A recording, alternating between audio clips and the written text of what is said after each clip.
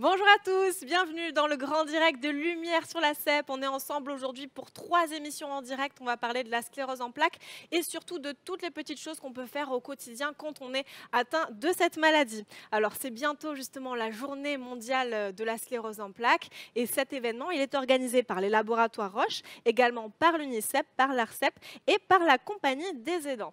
Alors je vous fais un petit planning de ce qui va venir aujourd'hui. Je vous ai dit 3 émissions. La première c'est tout de suite et on va parler de la vie professionnelle, comment est-ce qu'on peut s'insérer sur le marché du travail, se réinsérer ou même se maintenir dans son emploi si on le souhaite. Également, restez avec nous à 13h30, on va parler de tous les petits challenges qu'on peut se lancer au quotidien justement pour améliorer sa vie. Et également à 17h30, on sera une petite partie un petit peu plus technique, on va parler justement de comment est-ce qu'on peut améliorer le suivi de sa maladie, comment est-ce que je peux être un acteur justement du suivi de ma maladie. Alors cette émission, je vous l'ai dit, elle est en direct.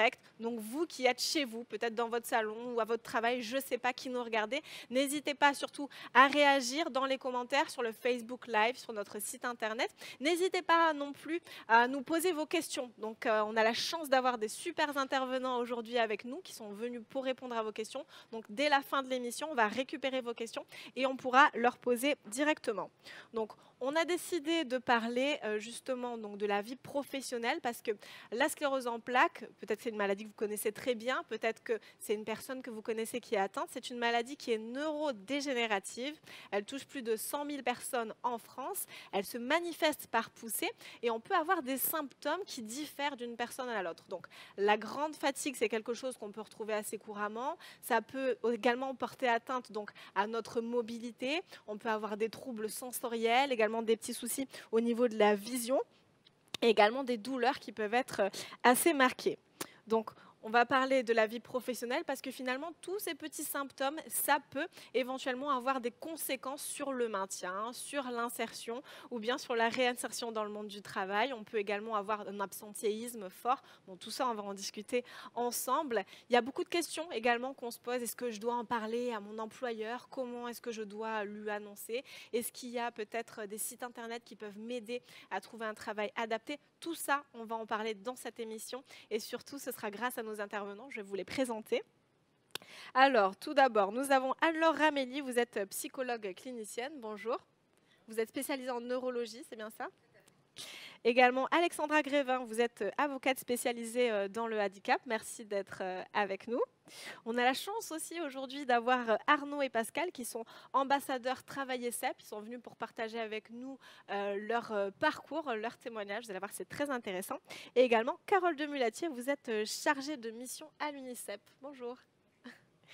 Alors, on va débuter cette émission tout simplement. Certains d'entre vous ont peut-être appris il y a peu ou il y a un moment qu'ils avaient la sclérose en plaques. Ils ont peut-être déjà un travail.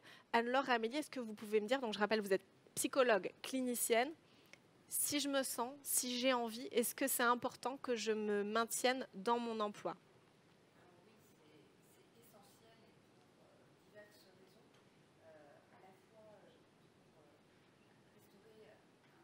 Continuité, pas avec la personne qu'on était avant l'arrivée de la maladie, pour conserver une bonne image de soi, une confiance en soi, estime de soi, c'est ces mots-clés-là qui sont importants.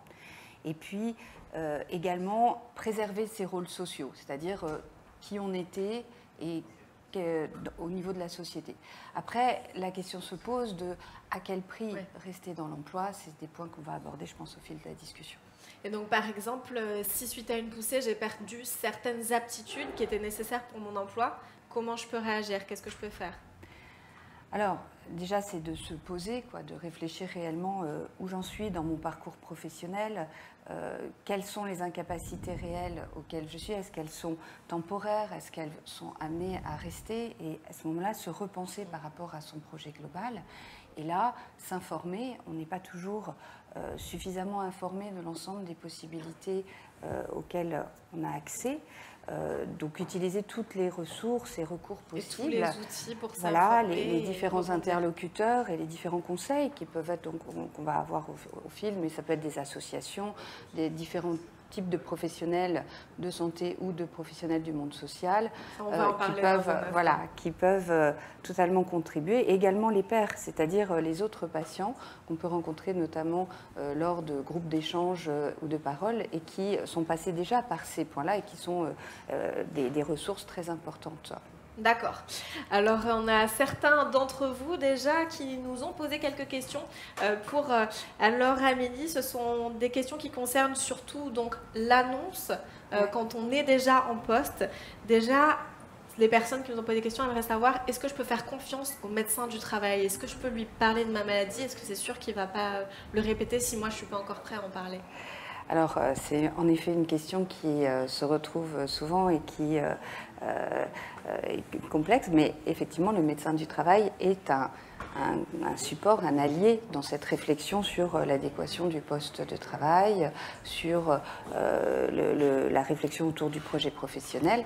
Après, c'est plus globalement la question de communiquer à qui et sur quoi parmi les collègues, la hiérarchie, que dire et quand. Et ça, c'est hautement stratégique. Et effectivement, en général, les freins, c'est autour de est-ce que le regard qu'on porte sur moi risque de changer? Est-ce que je risque de devoir avoir des avancements professionnels qui sont plus contrariés par la révélation de... Voilà. Et c'est effectivement des choses auxquelles on peut voir. Maintenant, les études scientifiques sont claires sur le sujet. Les personnes qui se maintiennent le mieux dans l'emploi sont celles qui ont pu révéler leur maladie parce que, en termes de prévention ou d'adaptation du poste, ensuite les démarches ont pu se mettre en place pour aider à ce maintien dans l'emploi. Donc vous, clairement, vous conseillez d'en parler à son employeur? Alors, encore une fois, chaque situation est différente et c'est vraiment, il faut quand même, c'est stratégique, le moment et la façon dont on en parle et à qui on en parle, dans quel ordre, pour que les choses se passent le mieux possible. Mais oui, à terme, c'est quand même de pouvoir... en fait, par exemple, avec les collègues, tout simplement, ça peut éviter le risque de mésinterprétation si par moment on se sent fatigué et qu'on a besoin de prendre une pause. Par rapport à l'employeur, ça permet aussi d'éviter que des arrêts de travail puissent être perçus comme un manque de motivation. Si le poste n'est pas totalement adapté, ça permet aussi de mettre en place des adaptations du poste qui vont justement permettre d'être dans les meilleures conditions pour limiter l'impact de la maladie au quotidien. Et alors vous, qu'est-ce que vous conseilleriez peut-être pour vous parler de la façon dont on l'annonce? Est-ce que vous avez des conseils peut-être? Encore une fois, c'est difficile d'être dans la généralité, c'est vraiment au cas par cas. Moi, je pense qu'en tout cas, c'est important de prendre le temps de la réflexion, d'identifier vraiment les tenants et les aboutissants, et en fonction de ses symptômes à soi aussi, en fait, et de la façon dont ils peuvent être gérés et partagés par rapport aux collègues, à la hiérarchie. Est-ce que ça met en cause globalement le projet professionnel en tant que tel, voilà. Et alors, quels sont les inconvénients auxquels je peux être confrontée si je décide d'en parler, par exemple? Alors, il y a des idées reçues sur la sclérose en plaques. C'est une maladie qui est assez peu connue, finalement. Oui, et puis qui est souvent dans la représentation générale et associée à l'idée du fauteuil roulant, alors que et en particulier dans le milieu professionnel, ce n'est pas nécessairement la cause qui met de mise en difficulté. La fatigue est un des symptômes qui est le plus compliqué à gérer dans un contexte où dans le monde professionnel on nous demande d'être performant et d'être rapide. La fatigue peut être un handicap plus difficile à gérer parfois que les difficultés motrices. Également, il peut y avoir des difficultés au plan cognitif comme des troubles attentionnels, des difficultés de concentration qui peuvent amener la personne à se sentir moins performant, ce qui n'est d'ailleurs pas toujours le cas, et en tout cas à perdre de l'assurance et de la confiance en soi. Voilà, c'est des points qu'il faut avoir en tête sur ce thème. D'accord, merci beaucoup. Alors, il y a d'autres choses. Maintenant, on va s'intéresser aux outils qui peuvent aider justement soit à l'insertion, soit à la réinsertion, soit au maintien dans l'emploi. On va s'intéresser à un statut qui s'appelle la RQTH et une entité, la MDPH. C'est deux acronymes un peu barbares. Alexandra Grévin, vous êtes avocate spécialisée dans le handicap. Est-ce que vous pouvez déjà nous expliquer ce que c'est ces deux acronymes, RQTH, MDPH, ces deux outils? Tout à fait. Donc RQTH, c'est la reconnaissance de la qualité de travailleur handicapé. Donc c'est un statut. C'est un statut, exactement, et c'est la MDPH, la Maison départementale des personnes handicapées, qui accorde ou pas ce statut. Voilà. D'accord. En fait, c'est la commission, pour être plus précis, c'est la commission à l'intérieur de la MDPH qui accorde ou pas cette reconnaissance. Et alors, quel est l'intérêt d'avoir justement ce statut? Alors, ça permet plusieurs choses. D'abord, si on a cette reconnaissance de qualité de travailleur handicapé, ça permet de faire partie des bénéficiaires au titre de l'obligation d'emploi, puisque les entreprises qui ont plus de 20 salariés ont l'obligation de recruter au moins 6% de travailleurs en situation de handicap. C'est des quotas obligatoires. Exactement, tout à fait. Après, ça permet aussi d'avoir quand on est en emploi, mais même quand on est en dehors de l'emploi, puisqu'on peut le demander soit quand on travaille, soit quand on est à la recherche d'un emploi. Ça permet aussi d'avoir des aménagements au titre de la GFIP, des stages éventuellement. Des aménagements, c'est-à-dire ? Alors des aménagements de postes de travail, avec par exemple des aides techniques ou des aides humaines pour compenser le handicap. La GFIP, c'est parce qu'on a beaucoup Alors, pardon, d'acronymes. excusez-moi. La GFIP, c'est l'association de gestion qui gère en fait le fonds des personnes handicapées. C'est une association qui gère le fonds d'insertion des personnes handicapées. D'accord. Et donc, qui permettent peut-être de mettre certaines adaptations en place sur Exactement. un poste particulier. En fait, ils reçoivent les contributions des entreprises et grâce à ça, ils ont un certain budget qui leur permettent, selon les besoins des salariés, de pouvoir avoir des aménagements de postes de travail, des compensations en aide humaine, des prothèses auditives pour des personnes qui auraient besoin d'aide de cet ordre-là. Donc, si je suis atteinte de la sclérose en plaques, donc c'est moi qui dois aller vers la MDPH, justement? Alors, tout à fait. Quand on est en situation de handicap, on dépose le dossier auprès de la MDPH, la Maison départementale des personnes handicapées, de son lieu de résidence, donc du département de son domicile. Ensuite, on remplit ce formulaire qui est assez conséquent puisqu'il fait une vingtaine de pages. Quand même. Voilà, tout à fait. Surtout que depuis le 1er mai 2019, on a ces formulaires qui font 20 pages. Avant, ils étaient beaucoup moins épais, ils faisaient 8 pages. Aujourd'hui, ils sont beaucoup plus conséquents. Et ensuite, il faut joindre à cette demande-là, il faut joindre le certificat médical qui fait dorénavant, depuis le 1er mai 2019, 8 pages. C'est donc au médecin traitant ou au médecin qui est spécialisé dans la pathologie qui va remplir ce certificat-là. Et en fait, une fois qu'on a les pièces de ce dossier-là, le formulaire rempli, le certificat médical, un justificatif de domicile, une pièce d'identité, on dépose la demande auprès de la MDPH. Et là, justement, on peut prétendre à la RQTH. Alors après, c'est la commission qui appartient à la MDPH, la Maison départementale des personnes handicapées, qui va statuer si oui ou non il y a bien reconnaissance de la qualité de travailleur handicapé. Voilà. D'accord, oui, parce que ce n'est pas forcément parce qu'on est atteint de la sclérose en plaques qu'on a forcément droit, parce qu'on peut avoir juste certains troubles qui ne sont pas considérés comme un handicap, c'est bien ça? Voilà, il faut qu'il y ait en effet des symptômes, des difficultés dans le quotidien, dans le travail, pour que ce soit reconnu. Tout à fait. D'accord. Et quels sont alors peut-être... ah oui, justement, il y a une question que je voulais vous poser également par rapport à la retraite anticipée. Où est-ce que je peux trouver des informations pour savoir justement si j'ai le droit à prétendre à la retraite anticipée? Alors après, il y a l'accès sur le site de l'assurance retraite où on trouvera ces informations. On a le service public aussi sur Internet où on va trouver des informations. En résumé, ce qu'il faut retenir, c'est qu'il y a 3 conditions qui sont cumulatives pour pouvoir bénéficier de la retraite anticipée. Il faut avoir une certaine durée d'assurance, premier critère, et il faut cumuler les 3 critères. Ensuite, il faut avoir une durée d'assurance cotisée. Alors, je vais vous donner un exemple pour que ce soit clair.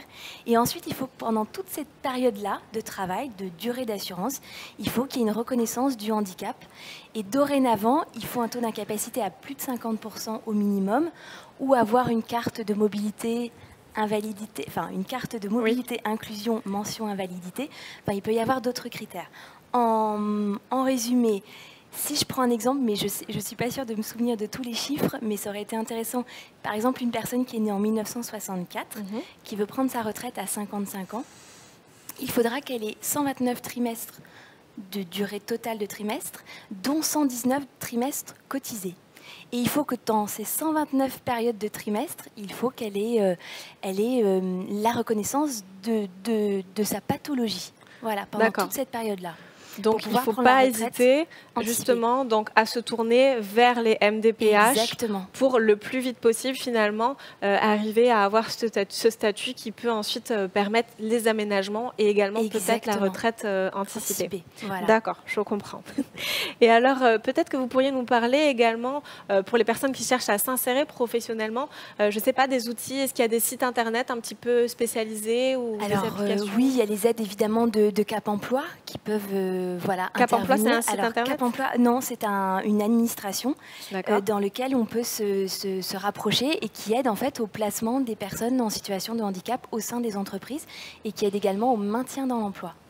D'accord. Voilà. En fait, Cap Emploi, c'est l'équivalent de Pôle Emploi, mais pour les personnes en situation de handicap. Ok, super. Voilà. Merci beaucoup. Merci pour toutes ces précisions. Alors maintenant, on va passer à une autre partie. Je vais vous parler d'une initiative qui s'appelle Travail ESSEP. C'est un projet qui est né donc de la collaboration entre les laboratoires Roche, l'UNICEF, donc c'est l'UNICEP, APF France Handicap et également la Ligue française contre la sclérose en plaques. Alors dans un instant, on va parler avec Carole Demulatier, qui est chargée de mission à l'UNICEP, donc des actions qui sont prises par le collectif Travail ESSEP. Mais avant toute chose, on a la chance d'avoir avec nous sur ce plateau Arnaud et Pascal. Donc vous êtes les ambassadeurs de cette plateforme qui s'appelle Travail ESSEP. Donc Pascal, vous êtes atteint de la sclérose en plaques. Arnaud, si je ne me trompe pas, vous êtes chargé de l'insertion justement des salariés en situation de handicap au sein de l'entreprise. C'est bien ça ? Tout à fait. D'accord. Alors Pascal, peut-être que vous pourriez nous parler de vous, de votre histoire. Depuis combien de temps est-ce que vous avez été diagnostiqué de la CEP? Alors j'ai été diagnostiqué en 2012. J'étais en poste dans mon entreprise Devoteam et j'ai eu une poussée qui m'a immobilisé. Donc j'ai suivi le parti médical qui va bien pour Vous avez été immobilisé pendant combien de temps? À peu près une quinzaine de jours. D'accord. Mais une poussée, c'est difficile parce qu'une poussée, ça peut vous bloquer différemment. À partir de là, il a fallu que je réintègre le travail et j'ai fait appel au médecin du travail. Donc j'ai été voir le médecin du travail pour voir exactement comment on allait gérer cette partie-là. Et elle m'a tout simplement dit de faire un dossier à la MDPH. Pour obtenir le statut de RQTH. J'ai eu la chance d'avoir un médecin du travail qui a pris le dossier, j'ai été le chercher à la MDPH, elle a pris le dossier, elle a complété le dossier complètement avec les certificats que j'ai été voir de mon médecin, de mon neurologue, et elle m'a permis d'avoir une reconnaissance du statut RQTH plus rapide que la moyenne, en général c'est 3 mois à peu près. 3 mois. Là je l'ai eu en moins d'1 mois. D'accord. Voilà. Pourquoi? Parce que tout simplement, le dossier, elle a fermé l'enveloppe elle-même, elle a marqué priorité et je l'ai redéposé moi-même. Il ne faut pas hésiter à aller au bout du coup de la procédure pour avoir la reconnaissance. Absolument. Et cette reconnaissance, vous n'êtes pas obligé de la déclarer à l'employeur. C'est une reconnaissance que vous avez, que vous pouvez utiliser à un moment donné. Mais elle m'a donné un autre conseil. Elle m'a dit, Pascal, tu es dans une entreprise où il y a une mission handicap. Et à partir de là, cette mission handicap va pouvoir t'aider. D'accord, une mission handicap, donc c'est une entité au sein de l'entreprise qui est chargée de l'insertion des salariés. Absolument. Donc, dont Arnaud fait partie. En fin de compte, ça nous évite, nous, les personnes qui ont des problèmes de mobilité ou de handicap, de faire appel à l'AGFIP directement. L'AGFIP, c'est ? C'est l'association qui gère, en fin de compte, la collecte pour les handicaps pour toutes les entreprises françaises. D'accord. Voilà, en France. Donc, juste un petit rappel, surtout, n'hésitez pas, si ce témoignage vous parle, n'hésitez pas aussi à nous poser vos propres questions, à nous parler de votre parcours. Peut-être pour faire un petit lien avec les personnes qui nous regardent, est-ce que vous pouvez nous parler déjà de votre métier au quotidien et puis peut-être des symptômes qui ont un petit peu modifié votre pratique de votre métier? Tout à fait. Donc, je suis consultant informatique pour mon entreprise. Je fais des missions dans des grands groupes. Pour chaque mission, je dois faire un entretien avec le client et de devoir essayer d'expliquer mon handicap ou mes problèmes de santé par rapport au commercial, aux clients ou à mes collaborateurs qui vont travailler avec moi. Donc finalement, quasiment tous les 3 mois, vous devez comme décrocher un contrat avec un client et donc finalement l'annonce, vous devez la faire à chaque fois. Absolument, il faut réfléchir à savoir si c'est opportun de pouvoir le faire ou pas, ainsi de suite. Alors je sais que j'ai le soutien de Arnaud justement pour pouvoir m'aider, pour adapter les postes, adapter les situations aussi derrière. Avec Arnaud, on a pu pouvoir disposer par exemple d'un enregistreur. Quand je suis en réunion, comme j'ai des problèmes de pouvoir faire plusieurs choses en même temps, eh ben, l'enregistreur me permet d'enregistrer la réunion pour pouvoir faire plus tard le compte-rendu de réunion et de pouvoir me concentrer sur la réunion elle-même. Est-ce que vous pouvez nous parler peut-être justement des différents symptômes au quotidien qui influent un peu? Le symptôme actuellement qui commence à prendre un peu le dessus et qu'il faut que je maîtrise, c'est la fatigue. D'accord. J'ai des coups de fatigue en réunion, par exemple. Si je ne suis pas actif dans la réunion, j'ai des coups de fatigue. C'est une fatigue particulière, la fatigue, quand on a la sclérose en plaques. Qui peut être dangereux. Parce que, imaginez en voiture, je l'ai eu 2 fois. En voiture, je conduis et la route est longue, hein, et puis j'ai des coups de sommeil. D'un seul coup, le volant, il part. Voilà. Donc ça m'est arrivé 2 fois. Une fois. Donc c'est une fatigue presque brutale, en quelque sorte. Absolument. J'ai des problèmes de stress. Il faut que j'évite le stress. Le stress me provoque des poussées. D'accord. Donc il faut que j'évite absolument le stress. Et c'est justement Debotine a bien compris le principe et évite de me trouver dans des situations de mission où j'ai du stress. Voilà. On va en parler dans un instant. Juste Arnaud, donc je rappelle que Arnaud, donc, vous êtes responsable de l'insertion des salariés en situation de handicap dans l'entreprise. Est-ce que vous pouvez nous parler peut-être justement de comment est-ce que vous avez accueilli Pascal quand il vous a parlé de sa maladie? Quelles sont les choses que vous avez pu mettre en place concrètement? Ça parle vraiment aux gens qui ont envie de conserver leur emploi, mais qui parfois ont justement cette grande fatigue ou des petits soucis de mobilité. Tout à fait. Alors, Pascal m'a appelé, je crois, de mémoire. Excusez-moi. Et en fait, m'a dit, j'ai une reconnaissance en qualité de très handicapé. La première chose que j'ai fait, c'est où il faut qu'on se rencontre de façon informelle. Personne ne sait qu'on se rencontre. Parce que je n'ai pas à dire qui est très handicapé dans l'entreprise. Ça c'est quelque chose de bien, de ne pas forcément rester, rester dans un cadre confidentiel pour pouvoir mettre aussi le salarié en confiance. Il y a peut-être également des patrons d'entreprise qui nous regardent. Et on n'est pas forcément, alors juste petit aparté, on n'est pas forcément obligé de le dire au manager non plus. Il n'y a pas forcément des obligations. Là, dans le cadre de Pascal, on l'a informé parce qu'il y avait des besoins d'aménagement et puis c'était important. Et la première chose que j'ai demandé à Pascal, c'est quel est ton besoin? Parce que je ne suis pas un spécialiste de la sclérose en plaques. Le peu que je connais, c'est qu'on ne peut pas dire par rapport à une pathologie, on doit aménager tel type de poste.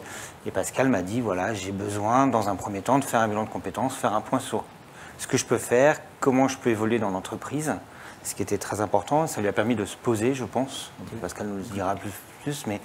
Et aussi de voir comment il peut accompagner l'entreprise par rapport à ses compétences. Et toujours en lien avec son handicap, la seule condition que j'avais mis, c'était on fait un bilan de compétences, mais il faut qu'il soit en lien avec ton handicap. C'est-à-dire je ne lui ai pas imposé un consultant, mais je lui ai dit il faut qu'on le fasse avec un type de consultant qui tiendra compte de ton handicap.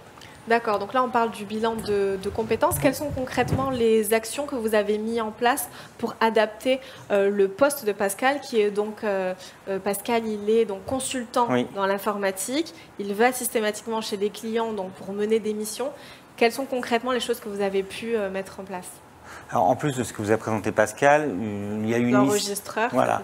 Il y a eu un moment une mission qui était assez loin des transports en commun. Pascal a bénéficié d'un véhicule de poule pendant un certain temps, le temps de sa mission. Qu'est-ce qu'on a fait d'autre? Il y a eu un ordinateur portable plus léger pour lui permettre de se déplacer plus facilement. J'ai pas tout en tête, mais en fait c'est au fur et à mesure de l'évolution. Peut-être une chose qu'on peut rajouter, aujourd'hui nous sommes dans une société digitale, d'accord? Notre entreprise justement travaille dans le digital.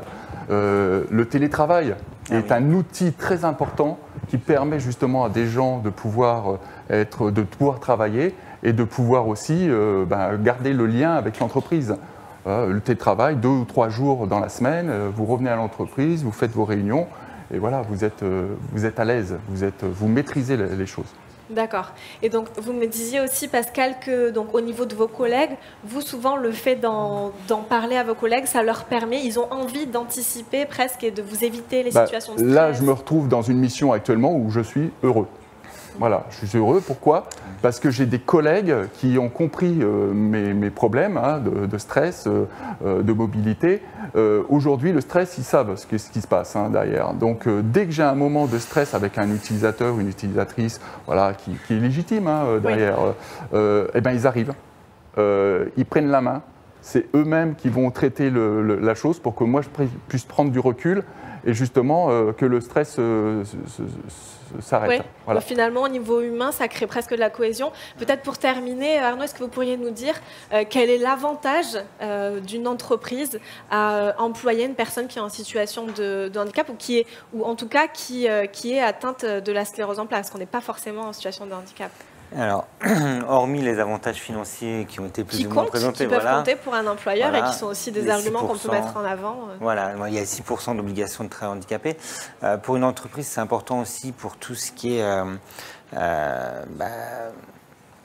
dirais, pour le permettre d'avoir, pas forcément pour son image, mais pour avoir un esprit d'équipe, c'est assez important. On se rend compte que dans les équipes, quand on a une personne en situation de handicap, on a beaucoup de personnes qui se plaignent moins de leurs petits bobos, des choses comme ça, parce qu'ils se disent, bah voilà, moi c'est pas grand chose, j'ai un petit rhume, une petite quelque chose, voilà. Donc c'est vrai que ça met aussi une cohésion d'équipe et ça permet aux collaborateurs aussi de discuter entre eux. Je pense qu'il y a une chose importante aussi, et moi je m'appuie énormément sur les personnes en situation de handicap pour parler de leur handicap. D'accord. Je ne suis pas capable de parler de tous les handicaps, loin de là. Mais on s'enrichit voilà. de ce que du coup ces patients, enfin ces personnes tout simplement, parce qu'on n'est pas forcément, on n'est pas patient quand on est dans l'entreprise, mais de tout ce que ces personnes peuvent nous apprendre du coup sur ces différents types de handicap, ou en tout cas ces types de symptômes plutôt. D'accord, alors on va passer à l'avant-dernière partie de cette émission. Merci beaucoup Arnaud et Pascal d'avoir partagé votre témoignage. Donc cette dernière partie, on va parler justement encore de Travailler SEP, qui est cette initiative qui œuvre pour l'insertion des salariés qui sont atteints justement de sclérose en plaques. Et après, on va parler bien sûr des toutes petites questions, enfin peut-être des grosses questions que vous nous avez posées pendant le Facebook Live et également sur le site internet. N'hésitez pas, vous pouvez encore les poser, on a encore au moins 10 minutes là. Alors Carole de Mulatier, bonjour. Merci d'être avec nous. Vous êtes chargée de mission au sein de l'UNICEP et aujourd'hui vous représentez justement cette initiative Travailler SEP, mais également ce collectif. Est-ce que vous pouvez nous parler de ce collectif ? Oui, le collectif, c'est 3 associations avec des compétences variées, complémentaires. Donc, il y a APF France Handicap, qui est très compétente pour tout ce qui est accès aux droits, l'accès à l'égalité des droits. Il y a la Ligue française contre la CEP et l'UNICEP, donc pour tout ce qui est expertise sur la maladie. D'accord. Et il y a le laboratoire Roche pour son expérience de grande entreprise, justement, et ses travaux également sur Cancer at Work, qui est déjà la maladie chronique évolutive. Ceux qui bénéficient à des maladies chroniques évolutives bénéficient à de nombreuses autres pathologies. D'accord. Et donc l'objectif de ce collectif ? Alors, on voulait vraiment améliorer le maintien dans l'emploi ou l'accès dans l'emploi, puisque c'est une pathologie qui touche l'adulte jeune, donc qui a envie de s'investir dans une carrière professionnelle. Et à cela, on a envie de pouvoir dire, ben oui, ça peut être possible. Donc, on a réalisé une enquête avec Harris Interactive pour avoir vraiment des bases sur quoi travailler. Donc on a vu que déjà, entre autres, 87% des personnes touchées par la maladie avaient des difficultés à trouver un poste ou avaient des problèmes d'évolution de carrière. Oui. Donc ça, c'est une vérité. Et un employeur sur 2 était quand même craintif avec cette pathologie du fait de l'évolution un peu imprévisible donc, et du manque d'informations pour que faire face à un salarié qui a cette pathologie, qu'est-ce qu'il peut mettre en place. Donc, il y a un gros travail d'information à faire dessus. D'accord. Et alors, quelles sont les actions justement qui sont en train d'être mises en place par ce collectif? Alors, le collectif a réalisé un manifeste qui regroupe 15 propositions. Dans des thèmes un peu variés, enfin sur 4 grands axes en tout cas, comme le maintien du parcours professionnel, le sécuriser, le renforcer grâce au soutien avec le médecin du travail par exemple aussi, un meilleur lien entre l'entreprise, les ressources humaines, le médecin du travail, les salariés, les collaborateurs. Là, il y a un gros travail à faire. On a les droits, faire mieux connaître les droits des salariés, justement les bourses AGEFIP, les bilans de compétences, qu'est-ce qui peut être mis en place, voilà, tous les outils mettre à disposition voilà. du salarié. Donc il y a ce manifeste qui a été fait, qui a été envoyé au ministère ministère de la Santé. Et on espère qu'il y aura des suites ainsi. Et puis il y a cette plateforme Travail et CEP qui regroupe des témoignages que vous pouvez aller visiter et que Pascal et Arnaud illustrent bien. Voilà des pistes qui existent pour se maintenir dans l'emploi, pour améliorer le quotidien des personnes en situation de handicap dans un poste de travail. Non, mais je crois que ce qui est très important en fait, c'est d'être proactif finalement, de chercher à s'informer pour trouver justement des solutions qu'on peut proposer nous-mêmes à l'employeur ou même pour mieux faire connaître la maladie, puisque finalement c'est quand même une maladie qui est imprévisible certes, mais qu'on peut expliquer et on peut un petit peu apprivoiser son quotidien, j'imagine. Oui, c'est à chacun un petit peu, puisque chaque cas est particulier. Oui. Donc vraiment c'est à chacun. On ne peut pas généraliser. On ne peut pas généraliser. Comment est l'entreprise, quelle taille elle a, quelles sont les dispositions de chacun. Mais l'intérêt aussi de parler de ça et de faire des actions autour de ça, c'est de permettre de commencer à faire des innovations dans les entreprises, des prises de conscience, faire comprendre qu'une personne ne se limite pas à son handicap, mais qu'elle a toute une richesse et que justement, quels sont les avantages d'être bienveillant, inclusif, c'est que ça bénéficie à tout le monde, parce qu'un jour ou l'autre, voilà, et ça peut réorganiser les services, donner des valeurs dans les équipes, vous voyez, ça développe des tas de bons sentiments dans le bon sens du terme, quoi, voilà, et c'est des innovations qu'il faut pousser, qu'il faut mettre en place. D'accord, on vous fait confiance alors pour continuer de pousser ces innovations. C'est vrai que c'est un sujet qui est large, on pourrait en parler encore pendant des heures, mais c'est bientôt la fin de cette émission, malheureusement, ça finit déjà trop vite. Mais surtout, restez avec nous puisqu'on va faire un petit jingle et ensuite, donc, on va passer à la partie questions-réponses. Toutes les questions que vous nous avez posées pendant le Facebook Live, également sur le site internet, vous pouvez continuer à les poser, bien sûr. On se retrouve dans un instant, à tout de suite.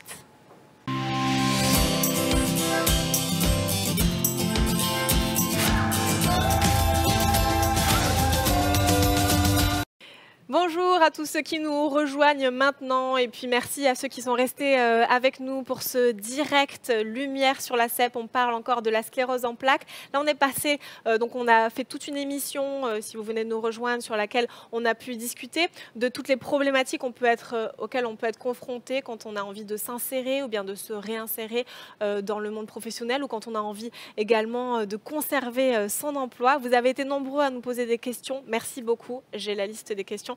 Je vais pouvoir les poser à nos intervenants. Alors la première, c'est j'ai fait une demande RQTH pour avoir l'allocation adulte handicapé car je ne peux plus travailler à temps plein. Cela m'a été refusé. Que faire? L'aide humaine pour le quotidien m'a aussi été refusée. Il faudrait faire un recours préalable, puisque maintenant, depuis la nouvelle réforme, donc depuis le 1er janvier 2019, les recours gracieux qui avant n'étaient pas obligatoires sont devenus obligatoires. Donc il faut faire un recours préalable obligatoire auprès de la MDPH, en courrier recommandé. En fait, la dame va pouvoir contester en fait, ce qu'elle n'a pas obtenu en justifiant. L'idéal, c'est d'apporter des éléments supplémentaires, s'il y a des certificats médicaux, des bilans médicaux supplémentaires en plus. Et après, s'il n'y a pas de réponse à l'issue d'un délai de 2 mois, à compter du jour où elle envoie son courrier recommandé, c'est considéré comme une décision implicite de rejet et elle aura de nouveau 2 mois pour saisir le tribunal s'il y a besoin. D'accord. Voilà. Merci beaucoup. Alors, ma femme a une sclérose en plaques, mais ne veut pas en parler à son employeur. Comment la convaincre? Avez-vous des arguments? Peut-être Anne-Laure Ramelli. Encore une fois, c'est ce que finalement les personnes qui en parlent à leur employeur ont plus de chances chances de se maintenir dans l'emploi que celles qui n'en parlent pas. Après, c'est toujours encore au cas par cas parce que ça dépend de la taille de la structure, du poste en lui-même, de la nature des difficultés de la personne. Donc, c'est aussi peut-être d'en parler, de prendre des avis, des conseils pour justement avoir des arguments qui soient totalement personnels. D'accord. Voilà. Donc je pense qu'il faut vraiment se sentir à l'aise déjà et connaître peut-être son employeur. Et bon, si on est face à quelqu'un qui n'est pas forcément ouvert à la question. Oui, et puis ensuite, c'est vraiment, on parlait tout à l'heure des idées reçues, c'est-à-dire que la sclérose en plaques n'est pas qu'une maladie de la motricité, il y a plein d'autres symptômes qui peuvent être associés et qui peuvent être des facteurs de difficulté dans le monde du travail. Donc c'est aussi d'être au clair sur ces symptômes, de pouvoir en parler avec ses collègues, sa hiérarchie, pour éviter les idées reçues sur cette maladie et les fausses interprétations. Voilà, si j'ai un coup de fatigue, ça a du sens et il y a des choses que je peux mettre en place pour limiter ces coups de fatigue. Si j'ai des difficultés de concentration, pareil, il y a des choses qu'on peut mettre en place, des choses qu'on peut mettre en place soi-même et avec l'aide des autres. Donc c'est aussi mobiliser la bienveillance de l'entourage et on ne peut pas le faire si on n'en a pas parlé auparavant. D'accord, peut-être également une plus grande acceptation peut-être de la part de l'entourage. C'est ça, et puis aussi il peut y avoir des choses qu'on peut mettre en place au niveau du poste de travail pour que le poste de travail soit plus adapté. Il y a aussi toute la question du télétravail dont parlait Pascal tout à l'heure et qui est très très importante dans une maladie qui est fatigante comme la sclérose en plaques. Si on peut éviter des trajets fatigants pour se trouver par exemple en situation de performance pour la tâche qu'on a à accomplir sans perdre son énergie dans les temps de transport. Donc voilà, c'est toutes ces choses-là qui doivent être pensées et éventuellement aménagées et que si on est tout seul dans son coin et qu'on n'en a pas parlé aux gens qui peuvent être des sources de conseils. Il n'y a pas d'aménagement. Voilà. D'accord. Où on risque de s'enferrer dans des stratégies qui sont pas nécessaires, qui peuvent être coûteuses pour soi. D'accord. Je vais juste rajouter une petite chose. Il ne faut pas attendre le dernier moment d'être devant le mur. C'est ça. Pour le déclarer à l'entreprise. Je vais prendre un exemple très simple, puisque je suis délégué du personnel aussi. J'ai reçu un salarié qui avait un problème justement de handicap, de maladie chronique. Mais elle me l'a dit au moment où elle a reçu son entretien préalable de licenciement. D'accord. La procédure était lancée, c'était trop tard. Exactement, c'est vraiment ça. En parler, c'est un objectif de prévention. Ça peut protéger le salarié également, le fait d'en parler. Ouais. Ça peut faire réfléchir l'entreprise sur le licenciement ou sur l'adaptation des postes de travail, et ainsi de suite. Voilà. Ça permet à l'entreprise de dire « Ah oui, cette personne-là, elle a un handicap et il faut qu'on adapte ou il faut être plus tolérant par rapport à un licenciement et autres. » Voilà. D'accord, merci beaucoup. Ou lui proposer autre chose. Une question peut-être pour Arnaud. Donc, je rappelle que vous êtes responsable de l'insertion des salariés en situation de handicap dans votre entreprise. Donc, il y a une personne qui vous a demandé « Mon mari et mon patron, comment gérer cette situation? Comment mon mari peut gérer cette situation? Quels peuvent être les avantages pour lui ?» Enfin, tout le monde peut répondre, mais... Alors, on n'a peut-être pas tous les éléments, ça dépend de la taille de son entreprise aussi. Donc déjà, hormis, du moins, ça permet de diminuer sa contribution, mais comment il peut réagir? S'il n'a pas d'accord d'entreprise comme nous avons dans notre entreprise, il peut se rapprocher de la GFIP pour aménager son poste.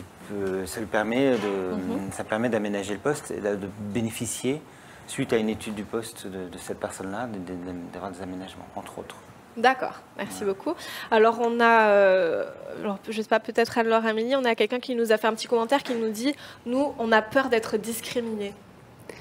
Ça se comprend. Oui, ça se comprend et effectivement, c'est toujours la question des idées reçues, c'est-à-dire finalement, la personne à qui on va annoncer la maladie va avoir une représentation de cette maladie. D'où l'importance de pouvoir aussi susciter le dialogue avec les personnes à qui on en parle pour réajuster les choses, pas nécessairement dans l'instant, mais aussi sur la durée. Voilà, et la discrimination, elle existe. Alors, elle est dans les moindres facilités à poursuivre son parcours professionnel, une sorte de plafond de verre auquel on va être implicitement confronté. Ça, voilà. Mais encore une fois, plus on met en place précocement des actions de prévention, de soutien, d'information, de réajustement, et plus on peut dépasser les missions handicap. En fait, il existe beaucoup de choses et ça vaut vraiment, vraiment la peine de s'informer tout azimut pour pouvoir mettre en place le plus de choses pour éviter justement ces discriminations qui est évitable. D'accord. Ouais. Je le sens, cette discrimination, à chaque fois que je vais en mission. La moyenne d'âge chez nous, c'est 30 ans. J'ai 54 ans. Quand j'arrive dans une mission, je vois bien les yeux. Ils disent, mais qu'est-ce qu'il vient faire le grand-père là? Voilà. Qu'est-ce qu'il va pouvoir nous apporter? Il est handicapé, et ainsi de suite. Et c'est mon travail professionnel derrière. Et je deviens d'un seul coup le référent. Les gens, ils viennent me voir, ils me disent, Pascal, comment tu vois les choses? Et voilà. Et derrière, eux, ils m'apportent le support de ne pas me mettre en situation de stress, de m'éviter des mobilités derrière. Et je suis devenu une pièce maîtresse dans la mission où je suis. Vous avez des forces particulières que vous arrivez à mettre en avant. Il ne faut pas hésiter à se mettre en avant finalement. C'est surtout mon travail. Faire valoir tout ce qu'on... Oui, également, il faut être bon dans son travail aussi. Je suis bon dans mon travail, donc le handicap, en fin de compte, disparaît. D'accord. Il y a des compétences qui sont préservées au-delà de la maladie. Tout à fait. Et qu'on peut valoriser indépendamment. Alors, il y a une petite question. J'imagine que la réponse, c'est aussi peut-être de tourner vers les MDPH et peut-être également les bilans de compétences. Je suis malade depuis 20 ans. J'ai une sclérose en plaques rémitante progressive, fauteuil roulant de 2012 à 2015, mais je n'ai pas retrouvé mon équilibre. Serait-ce possible? Alors, j'imagine serait-ce possible de me réinsérer dans le monde du travail? Dans tous les cas, il faut se tourner vers les entités qui peuvent apporter des réponses adaptées. Et éventuellement peut-être Cap Emploi, peut-être pour une aide à la création de sa propre entreprise, éventuellement. C'est aussi quelque chose qui est possible. La GFIP intervient aussi pour ça. D'accord, donc Cap Emploi, GFIP, je rappelle, donc ce sont deux structures qui aident à l'insertion professionnelle ou en tout cas au maintien dans l'emploi. Voilà, ouais. D'accord. Alors, je viens de faire un recours MDPH et rien n'a changé, ainsi qu'un recours au tribunal administratif qui vient de me répondre que ce n'était pas de leur ressort. Que dois-je faire? Alors, le truc, c'est qu'il faudrait savoir quelle était la demande, parce qu'en effet, il y a le tribunal administratif qui est compétent pour certaines demandes et le tribunal de grande instance, maintenant le pôle social, qui est compétent pour d'autres demandes avec la nouvelle réforme. Donc, il faudrait savoir de quoi il s'agit pour que je puisse répondre si ça relève plus du tribunal administratif ou du tribunal de grande instance. D'accord. Voilà. Et donc, comment est-ce qu'on fait à qui est-ce qu'on peut demander des conseils juridiques, justement? Tout d'abord, il peut y avoir des services juridiques extrêmement compétents au sein de grandes associations. Voilà, donc on peut tout à fait faire appel à ces services juridiques. Oui, je crois que si on est... Exactement, APF, un excellent service juridique. On peut se tourner pour avoir un soutien juridique. Tout à fait. Après, il y a les avocats, évidemment, mais il faut qu'ils soient bien spécialisés dans le droit du handicap, sinon ça va être compliqué de répondre et d'avoir une réponse adaptée. Après, je réfléchis ce qui peut être... Info Santé Droit, oui. Info Santé Droit également, d'accord. D'accord. Alors, une petite dernière question peut-être. Ma maman a une CEP, elle sera à la retraite dans peu de temps.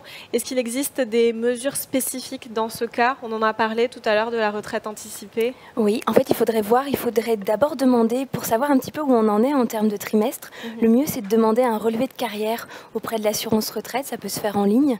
Et dans les 10-15 jours, on reçoit son relevé de carrière et on a déjà une idée du nombre de trimestres qu'on a, si ça et puis comparer, parce que les tableaux sont super bien faits, ils sont en ligne sur Internet, entre l'âge de naissance, le nombre de durées d'assurance de trimestre, la durée cotisée, enfin tout est bien écrit et on compare et entre... On sait où on en est.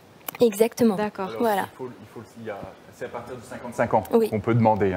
Moi, j'ai demandé à 52, 53 et on m'a renvoyé en disant « Monsieur, attendez 55 ans ». Donc, je sais que cette année, justement, je vais commencer à faire les démarches. C'était la question que j'allais vous demander. J'allais vous demander, vous, quelles étaient vos envies ou quels étaient vos projets. Alors, ça peut être professionnel ou ça peut être pour après aussi. Professionnellement, je suis bien dans mon entreprise, je suis bien au poste de mission. Voilà, je suis bien dans la mission où je suis actuellement. Elle a été renouvelée, donc je suis content. C'est que mes compétences sont acceptées et reconnues derrière.